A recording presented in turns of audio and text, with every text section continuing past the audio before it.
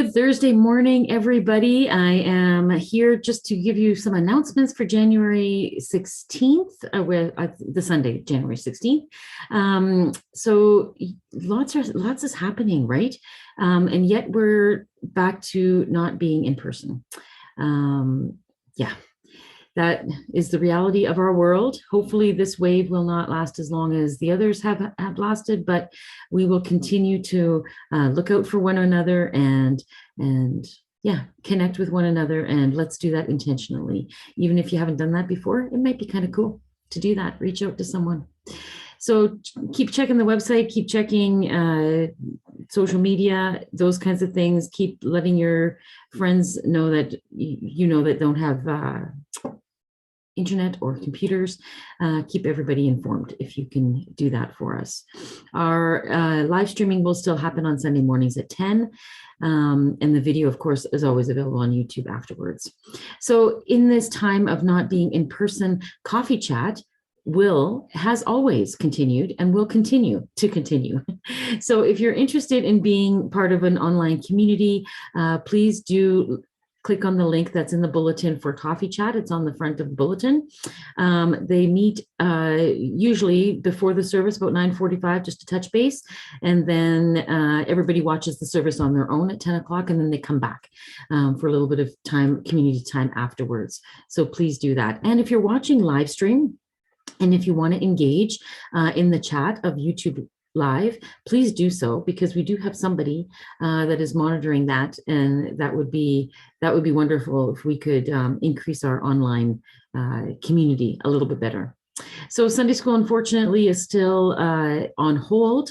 We have advertised that the St. Andrews Regional is doing a family gathering with they've opened it up to everybody in Calgary, and so I'm hoping that some of you took part in that. If you need more information on that, let me know. The youth are still meeting. They are doing they're still meeting. They're meeting on Zoom though, so let me get to that. I'll get to that when I get to it. All right, so in-person worship remains paused for now. There will be a congregational meeting on January 23rd at 11 o'clock via Zoom. The link is in the bulletin. If you plan to attend, which I would love for as many people to attend as possible, please write an email to search@stthomasunited.ca and let them know whether you're coming, whether you or another person are coming, and whether you're members or adherents. There are 3 things that we're going to be talking about at that congregational meeting. First of all, the community of faith profile for St. Thomas. This all has to do with being ready to hire a new person. So the community of faith profile, which used to be kind of the JNAC, will be presented. A new proposed staffing model and associated job descriptions will be presented, and an agreement between St. Thomas United and Foothills United will be presented. All those documents that are going to be presented are going to be on the website by the end of today under About Us. So do check out those documents and be as informed as possible before we actually get together on Zoom on the 23rd.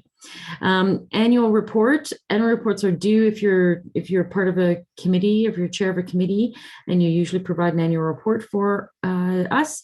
Please make sure that they are into the office by the 31st of January. We're not exactly sure when we're having our congregational meeting. Usually it happens sometime in March, so we'll keep you posted on that. But if those of you that need to have reports in, please do so by the end of January. We still have a few United Church calendars if you're wanting one, $7 each. Jan Campbell was talking about the Broadview magazine renewal. So if you receive the Broadview magazine, please renew it by the end of February or sign up with her by the end of February. She says, note that the magazine changed its format last year, which has changed the renewal date. If you have been receiving the magazine and no longer wish to receive it, please let Jan Campbell know as well. The cost is $25 for a year. Payment can be made by check, made out to St. Thomas United Church, but mailed to Jan. She has her address in the bulletin there. Cash we'll accept cash. And e-transfer as well.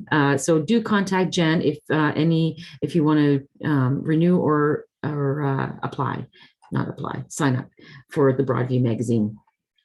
Youth group, back to youth group. So the youth group are not meeting this Friday, but they will instead meet on Sunday, January 16th at Simons Valley Church. They're meeting at Simons Valley at 1:30 to 3, from 1:30 to 3:30 to go skating. There's an outdoor rink really close to the church.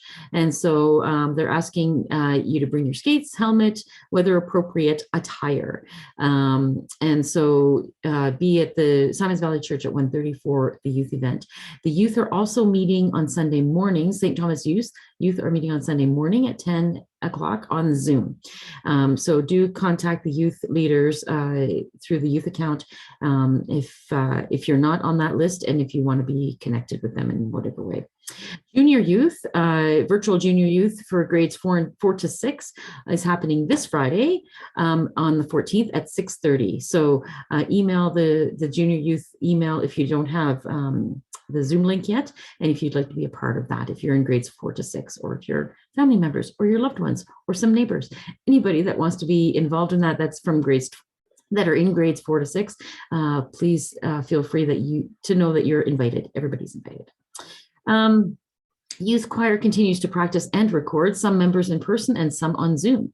So Wednesdays at 7, and they are welcoming new members. So if you're interested, excuse me, please contact Barb, and her email that is in the bulletin. Marjorie Louise Francis passed away, a longtime member of St. Thomas United Church. She passed away on Christmas Day. Her obituary is in the bulletin, so please check that out. The family just had a small blessing with the family. A funeral will potentially happen in the future, so we'll keep you posted about that. A note from the Decor Committee from our wonderful Lori Weller and the Decor Committee. She says, thanks very much to the volunteers who in late November came out to set up Christmas trees and decorate them and the altar area of stuck. Additional thanks to pretty much the same crew on January 8th to who helped dismantle our Christmas decorations and put up a bit of winter. It's awesome. It looks wonderful, Lori. Your efforts were needed and greatly appreciated. So Dick and Heather, Pat, Diane, Ken, Lynn, and Hal, thank you all very much. New helpers for decorating are always being recruited. Please let the office know if you are interested. And a special thanks to Lynn and Hal for switching up, always looking after the banners and always looking after the pulpit hanging and the table. So thank you very much. The United Church choirs in Northwest Calgary come together on a yearly basis for 12th night. And they did so again this Christmas season, but virtually. It was all virtual. And so it occurred on January 9th, last Sunday, but a link to the recording of the concert is available on the St. Thomas website. So check that out. It's wonderful music from all the Northwest churches sharing their Christmas music and Advent music. Thank you from Bear Clan Patrol for all your generous donations to the Bear Clan. The patrol has been taking these items as well as lunches, sometimes hot soup, out to people who have been living on the cold streets. We are still looking for donations of winter coats, warm blankets, socks, winter hats, gloves, and grocery bags without holes. These items help us make care packages that are given to the people that are living on the streets to show that we care for them.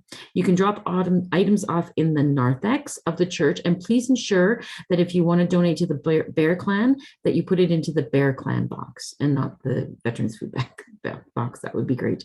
And during office hours. So just call the office ahead of time and let Jane know that you're coming. If you have questions or need a pickup of items, please contact Karen, and her email and her phone number are there in the bulletin. Lots to report from the Calgary Alliance for the Common Good. So here we go. The government of Alberta launched its consultation for the 2022 budget the other week. The final day to add your thoughts on where the province needs to go is January 15th, when the web form is turned off then. To express your opinion on the provincial budget, there is a link there that you can click on. Seniors, Mount Royal University's Institute for Community Prosperity published a paper on aging and thriving in the 21st century. It highlights issues, trends, and innovations for older adults in Canada. And you can read the report. There's a link there for you to read the report. Hamper delivery volunteers wanted. At the start of the pandemic, we responded to the food insecurity it created by having our members volunteer to deliver food hampers to people in need. The Calgary Food Bank has now taken on this role by starting their own in-house hamper delivery project. The Calgary Food Bank would like to increase the number of hamper delivery volunteers in the effort to work toward meeting demand. If you want to reach out to Calgary Food Bank about joining this project, please reach out to Laura Harrison at the Food Bank and Michelle Vetland at the Food Bank, and their email addresses are in the bulletin.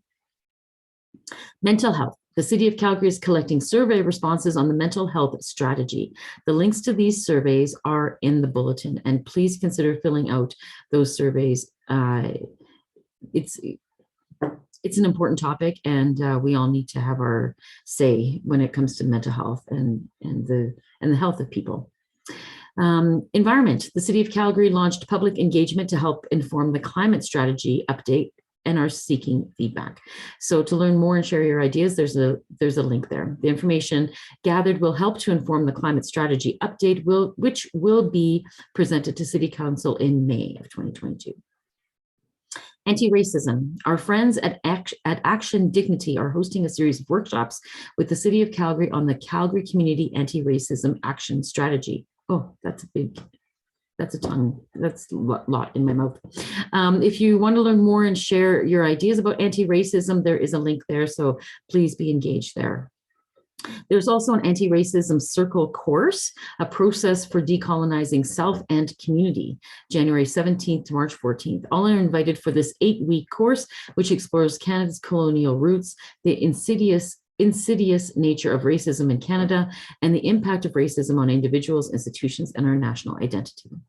The Anglican Diocese of Calgary is hosting the Flourishing Foundation Global Women Seeking Change, who will be introduced and develop anti-racist language, strategies, and tools to integrate diversity and inclusion into organizations and communities to build regenerative and healthy workspaces. You have to RSVP, and the link is there in the bulletin. Have you ever wondered what the DOAP, DOAP, it stands for Downtown Outreach Addictions Partnership Transit? Have you ever wondered what the DOAP team does? There's an excellent article with a link there as to about their work. The DOAP team is awesome, by the way. I call the DOAP team before I call the police when I come across an altered person. Yeah, it's a great alternative. Our ongoing fundraising continues. Wanda's Preserves, as usual, very, very popular. So get a hold of her if you want some preserves. The gift card fundraiser, the grocery gift card fundraiser continues. Just contact Richard through the fundraising email. And Chinook Winds continues to have events happening, and there's a link there for their newsletter. And then on the back of the bulletin, as usual, are all the things, activities, and events that are happening in and around the church. So please engage as you feel you would like to. So again, stay in contact with one another. Know that you are loved and that I see you. That was kind of backwards today. I see you and you are loved.